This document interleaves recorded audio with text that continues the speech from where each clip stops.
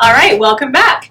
So in this video, we're going to start learning some terminology and proper form to use when exercising. This is something that if you've never exercised before, or even if you have exercised quite a bit, it's always good to remember to use proper form because the goal of exercise is for longevity, healthy body, and you really don't want to get hurt. That would be the opposite of what we're trying to accomplish. So I'm going to show you some really basic moves and how to do them properly so that you don't get hurt. Now I want to say that I am, again, not a medical doctor. I am not a professional physical therapist. I just have a lifelong training in physical exercise. So if you have any questions about these moves or how they might apply to you, or if you have any injuries whatsoever, you should always ask your doctor and make sure that these moves are okay for you. And also, if you have any sort of pain, generally you want to stop. So if you have a sharp pain, definitely stop. If you have a sore pain, like you're just getting stronger, that's usually a good thing. So the first move I'm going to talk about is a squat. When you're doing a squat, you want to stand with your feet underneath your hips, also known as hip width distance apart. You'll hear me say that a lot, hip width distance apart. So that just means your alignment is great. So you have your hips, you have your knees, and you have your toes in one line, and your toes are facing forward. When you squat, you want to squeeze your abs. So everything you do, you always want to have a really tight core. So your core is on, lift your chest, bring your shoulders down. So you have good posture, take some deep breaths, and when you're ready, sit your hips back like you're going to sit into a chair and keep that chest lifted, and you keep your belly in and then come up. Now let's do that again. Sit back into a squat, and now take a look at your knees. You want your knees to be in line with your toes, but not going over the top of your toes. And you also don't want your knees going out to the side, in or out. This is very important. A lot of people who have knee problems, the reason they have the problem is because their knees go inward when they run or they walk like this. Really bad for your alignment.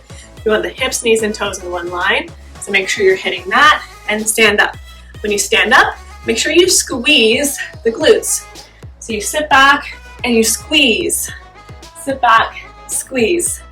That means that you're standing up all the way and you're resetting those muscles and you're using the right muscles to do the squat. Squeeze. Good. The next move is going to be a lunge. So go ahead and just step one leg back. You've got one leg forward and one leg back. Both toes are facing the front. Your tummy is tight, your chest is lifted. Put your hands on your hips and you bend both knees.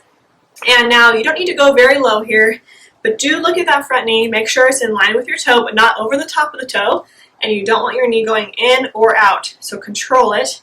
The back knee should be about 90 degrees. You don't want it to go all the way to the floor. Just be nice and comfortable here. So this is working your quad, your hamstring, your glute, your tummy's tight. Perfect. Switch sides. We always have to be even. You always want to do both sides. You never want to just do one side of anything. So check this side. Now, if you have one side that's better than the other, that's totally normal. It just means you need to work that other side. We have asymmetries in our body, so don't feel discouraged if one side is super wobbly or something like that. If you're losing your balance, squeeze your belly, lift the chest, check your knee alignment on both knees, and come up. Next, I want to show you some isolations. Isolations are anytime you're moving a specific part of your body by itself. So we can start with the shoulders. Bring our shoulders up, bring them down, up, down. So what this is doing is focusing on one muscle at a time, one part of your body. Shoulders are especially important because we hold a lot of tension in our shoulders. So during the day, if you ever need a refresh, if you're been focusing on something for a long time, you just need to clear your brain, just do a few of these and get the shoulders down and back. You might find yourself at a computer like this for a long time. Roll them back and do some isolations. So you can do shoulder rolls backward, you can do them forward. Good. One more isolation I like to do is the rib cage. Now, if you've never done the rib cage isolation before, you probably won't get it the first time. All the students I've ever taught have struggled to get this the first time. It takes a long time because there are all these muscles in your stomach that you may not have used before. But I'm going to sit in a kind of a wide squat here. My toes are turned out about 45 degrees. And I'm going to move my rib cage side to side. And again, it may not feel natural, but you just want to keep trying. Practice makes perfect. And then I want to move it front and back. And then you can go in a circle and other way. So good for you. Okay, I want to talk about 2 high impact moves now that will do a lot. That's important to have good form. The first one is a jog. So in a home workout environment, you can do a jog. It's going to look a little different than if you're outside. If you're outside and jogging, you have a lot more space. If you're in the house, you're probably going to be just doing a step right here. So the first level of a jog is just going to be alternating your feet.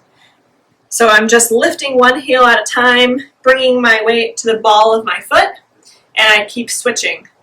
So that is the first level of a jog. If that feels good, you can add a bounce, just like that. And this is just a bounce, so I'm not traveling, I'm just bouncing up and down. It's getting your ankles warmed up, your feet warmed up, your legs warmed up, so you can do more. So to jog in my house, I'm just going to run forward and run back. Forward and back. And you always want to be really light on the knees. When I'm in my house, I don't take very big steps. And I do touch my heel down to the floor, so you don't want to just be on your toes. You want to get a heel, ball, toe range of motion if you can. Perfect. Okay, the last move I want to show you to make sure you have good form is a jump. So anytime you do a jump, it's really important to take care of your joints. We're going to start in that squat position we were just in. Squat. Now stand up and go up on the balls of your feet on your tippy toes. Good. Again, squat, tippy toes. And don't forget that you're squeezing your bum and bring your hips forward on that rise. Squat, bring your hips forward. So good. So if that's comfortable, now you can squat and add a little hop. Now when you do that, it's really important you're taking off from your squat.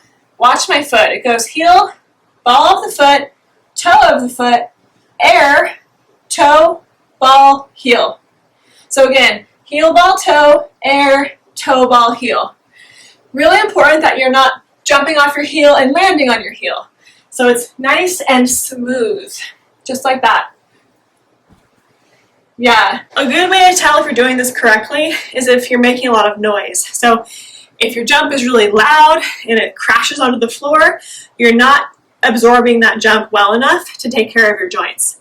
So make sure you're nice and quiet when you're doing it. Good. Okay, the next move I want to show you how to do properly is a sit-up. So it's really important whenever you're doing any kind of work on the ground that you take care of your back. So a proper sit-up looks like this. Lay down flat on the floor. Keep your heels flat on the floor and press your belly button to the floor. So what you don't want to do is you don't want to do this. This is bad. You don't want to arch that back. You want to press your belly button to the floor, press your heels into the floor, and when you sit up, you're going to try to get your shoulders off the ground, and you don't want your hands gripping your head either because you want your neck to be long. So you can just put your fingertips by your temples, up and down, up and down. Even if you only get your chin up and just your head and that's it, your shoulders don't come up, that's enough. Eventually, you keep practicing and you get your shoulders up as well. You just want to make sure your belly button is pressed down to the floor. Okay, the next move I'm going to show you how to do properly is a push-up. So you can do push-ups even if you think you can't do them. Anyone can do a push-up, and I'll show you how to progress into a full-blown push-up. So to start, come onto your knees and to your hands, just like this. And you want to squeeze your abs and squeeze your glutes. You want your shoulders over your wrist. So you don't want it to be past your wrist, you don't want to be behind your wrist, you want a nice straight line right here. Your neck is going to be long, so you're just going to look about 3 feet in front of you. And your hands are going to be a little bit wider than your shoulders for this push-up. So then you're going to bend your elbows and shoulders come down to about the elbow height and back up. Now, if that is too hard for you, you need to just train your arms a little bit more before you can get there. What you can do is bring your weight back to your legs, bring your arms in front of you, and just bend them so that the elbows touch the ground and back up. And so this is a modified push-up. You're still working your arms and your core, but there's less weight on your arms, so it's allowing you to practice before you put all of your body weight. I love doing exercises with your body weight because, first of all, it's free, you don't need any weights. And you can do so much with your body weight. It's very functional because your body weight is what you carry around all day. So you're not carrying around barbells all day, although I love using weights too. Your body weight is what you have and what you'll always have all day, your whole life. So once you get this push-up, then you can come onto your feet. Now when you're on your feet, you want to make sure your core is tight, your butt is squeezed, and then you can do another push-up, just like that.